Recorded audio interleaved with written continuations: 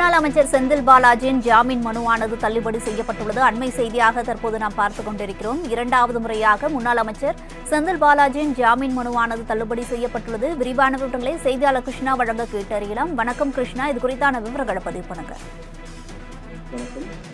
முன்னாள் அமைச்சர் செந்தில் பாலாஜி ஜாமீன் கோரி தாக்கல் செய்த இரண்டாவது முறையாக சென்னை உயர்நீதிமன்றம் தாக்கல் செய்த மனுவை தற்போது தள்ளுபடி செய்து நீதிபதி ஆனந்த் வெங்கடேஷ் என்று உத்தரவிட்டிருக்கிறார்.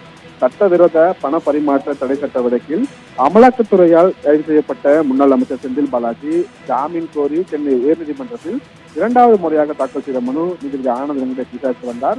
அதில் செந்தில் பாலாஜி தரப்பில் வைத்த வாதங்களில் அமலாக்கத்துறை முன்வைத்த ஆதாரங்களில் முன்னுக்கு பின் முரண்பாடுகள் உள்ளதாகவும் செந்தில் பாலாஜி வீட்டில் கைப்பற்றியதாக கூறிய ஆதாரங்களை தற்போது மாநகர போக்குவரத்து கழக அலுவலகத்திலிருந்து பெற்றதாக தெரிவித்து வாதிட்டார்கள். செந்தில் பாலாஜிக்கு எதிராக 30 வழக்குகள் உள்ளதால் அவருக்கு ஜாமீன் வழங்கக்கூடாது என்று அமலாக்கத்துறை தரப்பில் வாதிடப்பட்டதை கடுமையாக எதிர்ப்பு தெரிவித்து செந்தில் பாலாஜி தரப்பில் வாதங்கள் வைக்கப்பட்டது. ஏனென்றால் அந்த 30 வழக்குகளில் 21 வழக்குகள் ரத்து செய்யப்பட்டிருப்பதாகவும் 30 வழக்குகள் சம்பந்தப்பட்டுள்ளதாக அமலாக்கத்துறை முன்வைத்த வாதம் தவறு என்றும் தெரிவிக்கப்பட்டது.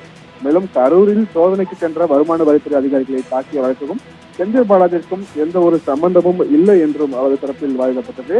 வேலை வாங்கி தருவதாக 67 கோடி ரூபாய் வசூலித்து மோசடி செய்ததாக அமலாக்கத்துறை கூறும் குற்றச்சாட்டுகளுக்கு ஆதாரங்கள் இல்லை என தெரிவித்த மூத்த வழக்கறிஞர் புலன் விசாரணை முடிந்துவிட்டதாக அமலாக்கத்துறையினரே கூறுகின்றனர் என்றும் வாதிட்டார். அமலாக்கத்துறை ஆதாரங்கள் சந்தேகத்திற்கு இடமானது என்றும் செந்தில் பாலாஜிக்கு தற்போது அமைச்சராக இல்லை என்றும் நீண்ட காலம் சிறையில் உள்ள அவருக்கு ஜாமீன் வழங்க வேண்டும் என்று கூறி அவரது வாதங்கள் வைக்கப்பட்டது. இதேபோல் அமலாக்கத்துறை தரப்பில் 2700 பதவிகளுக்கு ஆட்கள் தேர்வு செய்யப்பட்டதாகவும் ஒவ்வொரு நாளும் எவ்வளவு பணம் கொடுக்கப்பட்டது என்ற விவரங்கள் பென்டிரைவில் உள்ளதாகவும் எந்த ஆதாரங்களும் ஜோடிக்கப்பட்டுள்ளது என்றும் 67 கோடி ரூபாய் வசூலிப்பு தொடர்பான அனைத்து ஆதார ஆவணங்களுமே சிறப்பு நீதிமன்றத்தால் சான்றளிக்கப்பட்ட உண்மை ஆவணங்கள் என்றும் விளக்கம் அளிக்கப்பட்டது. செந்தில் பாலாஜி அமைச்சராக இல்லாவிட்டாலும் எம்எல்ஏவாக நீடிக்கிறார் என்றும் ஜாமீன் மனு விசாரணைக்கு வந்ததால் அமைச்சர் பதவியை ராஜினாமா செய்ததாகவும் அதை அரசு உடனடியாக ஏற்றுக்கொண்டதில் இருந்து அவர் செல்வாக்கான நபர் என்பது தெரிய வருவதாக அமலாக்கத்துறை தெரிவிக்கப்பட்டது. சாட்சிகள் அச்சுறுத்தப்பட மாட்டார்கள் என்பதற்கு எந்த ஒரு உத்தரவாதமும் இல்லை என்பதால் அவருக்கு ஜாமீன் வழங்கக்கூடாது என்று அமலாக்கத்துறை தரப்பில் வாதங்கள் வைக்கப்பட்டது. இவ்வாறாக அனைத்து தரப்பு வாதங்கள் நிறைவடைந்த நிலையில் கடந்த 21ஆம் தேதி இந்த வழக்கின் தீர்ப்பை தேதி குறிப்பிடாமல் நீதிபதி ஆனந்த் வெங்கடேஷ் ஒத்திவைத்திருந்தார். இந்த நிலையில் இன்று காலை 9 மணிக்கு நீதிபதி ஆனந்த் வெங்கடேஷ் முன்னாள் அமைச்சர் செந்தில் பாலாஜியின் ஜாமீன் மனுவை தள்ளுபடி செய்து உத்தரவிட்டிருக்கிறார்.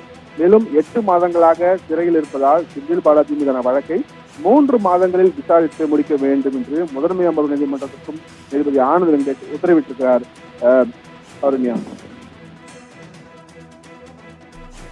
கிருஷ்ணா, விவரங்களுக்கு நன்றி.